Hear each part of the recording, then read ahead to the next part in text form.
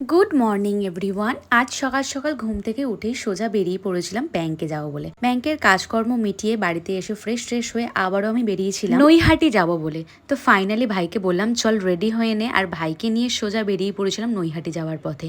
আর নৈহাটি যাওয়ার সময় রাস্তায় এত সুন্দর একটা ওয়েদার পেলাম না, আর এত সুন্দর ঝিরিঝিরি বৃষ্টিও হচ্ছে।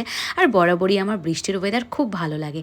দেখো নৈহাটি যখন আমরা এসে পৌঁছাই তখন অলরেডি রৌদ্র উঠে গেছিলো, আর তখনই আমি দাঁড়িয়েছিলাম একটু গঙ্গার ধারে সুন্দর হাওয়া খাওয়ার জন্য। আর তারপরে চলে গেলাম পাশের একটা মন্দিরে মায়ের দর্শন করব বলে। মাকে প্রণাম করলাম, কিন্তু তোমাদের দেখাতে পারছিলাম না বলে আমি একটু ছবিটাই দেখিয়ে দিলাম তোমাদের। আর এবার যাব আমি বড়মার মন্দিরে, কিন্তু আমার আজকে মনটা না ভীষণ খারাপ হয়ে গেছিল।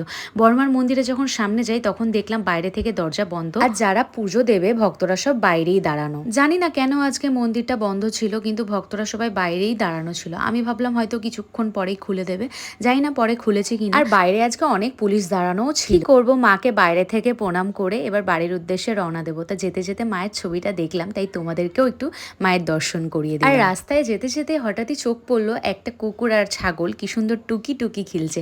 এই ভিডিওটা তো আমি ফেসবুকে অলরেডি আপলোড করেছি, তোমরা অনেকেই দেখেছো। এবার একটু গঙ্গার ঘাটের দিকে গেলাম, কারণ মনটা না আজকে আমার ভীষণ খারাপ লাগছিল বড় মার দর্শন পাইনি বলে। এটা কিন্তু কথাই আছে, মা না চাইলে মার দর্শন পাওয়াই যায় না। আর এখান থেকে বেড়াতে বেড়াতে না অনেকটাই বিকেল হয়ে গেছিলো, আর সেই সকালবেলা আমি বাড়ি থেকে বেরিয়েছি, আমার প্রচন্ড খিদেও পেয়ে গেছিলো। তাই যাবার সময় একটা বিরিয়ানির দোকান চোখে পড়লো, আমি এখানে খেতেও চলে আসলাম। আমি আমার ভাই দুজনে মিলে পেট পুজোটা সেরে এবার বাড়ির পথে রওনা দেবো। আর বাড়ির পথে রওনা দেওয়ার সময় ওয়েদারটা এত সুন্দর লাগছিল না।